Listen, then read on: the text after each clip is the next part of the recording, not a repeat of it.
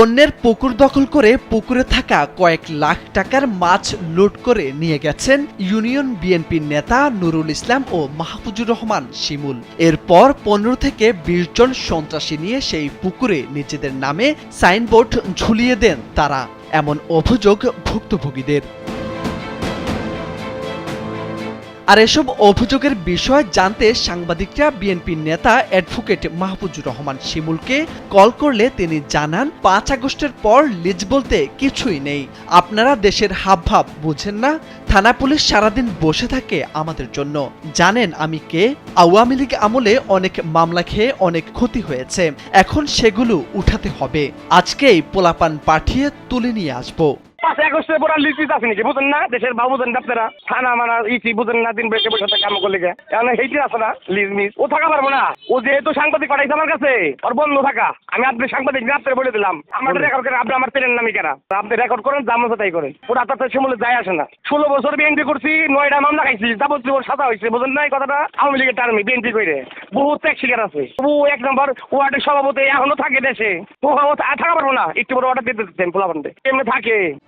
ঢাকার ধামরাইয়ে এভাবে জোর করে সাইনবোর্ড ঝুলিয়ে লিজের পুকুর নিজেদের দখলে নিলেন সুয়াপুর ইউনিয়ন বিএনপির সভাপতি নুরুল ইসলাম ও সাধারণ সম্পাদক অ্যাডভোকেট মাহফুজুর রহমান শিমুল। অভিযোগ রয়েছে, পুকুরে থাকা 3 থেকে 4 লাখ টাকার মাছও ধরে নিয়ে গেছেন তারা, যা প্রায় 15 জন বিএনপির নেতা ভাগাভাগি করে নিয়েছেন। অস্ত্র হাতে পুকুর লিজ নেয়া ভুক্তভোগী পরিবারকে ভয়ভীতি দেখান তাদের সাথে থাকা সন্ত্রাসীরা।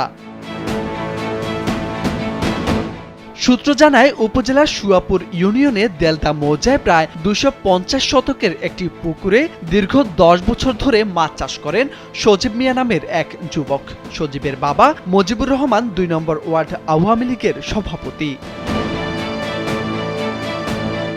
জানা গেছে, সজীব মিয়ার নামে লিজকৃত জমির নিয়মিত সরকারি খাজনা পরিশোধ করেন তারা।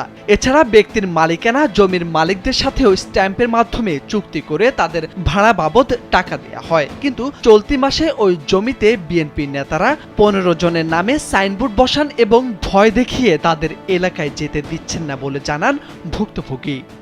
আমি ওই পুকুরে মাছ চাষ করতে, প্রতি বছর পুকুরে আমার 10 লক্ষ টাকার মাছ বিক্রি হয়। তরকারি করার কারণে আমি না দেওয়ার কারণে ওরা সাইনবোর্ডটা নেই। সাইনবোর্ডটা নেই আমাদের দেশে থাকতে দেবো না শিমুল। এদিকে ধামরাই উপজেলা বিএনপির সাধারণ সম্পাদক মোহাম্মদ শামসুল ইসলাম জানান, এটি সরকারি সম্পত্তি। আগে যখন মাটি কেটে নিয়ে গেছে তখন সাংবাদিকরা কোথায় ছিল? এরপর সামনে আসলে কথা হবে বলে ফোন কেটে দেন তিনি। তা তো ভাই জানি না কেন সাংবাদিক নিউজ করছে, কি কারণে জানলো না। 11 জন জমি ছিল, পুকুর বানায় মাটি বেঁচে গেল, কোটি কোটি টাকা বেঁচে গেল, তখন কোনো নিউজ হয় না। কিন্তু এদিকে পুকুর পাড়ের চারদিকে কয়েকশো কলা গাছ রয়েছে। নুরুল ইসলাম ও মাহফুজুর রহমান শিমুলের নেতৃত্বে এসব গাছ থেকেও কলার কাঁদি কেটে নেয়ার অভিযোগ করেছেন ভুক্তভোগীরা। মোর্শেদ আলম, কালবেলা।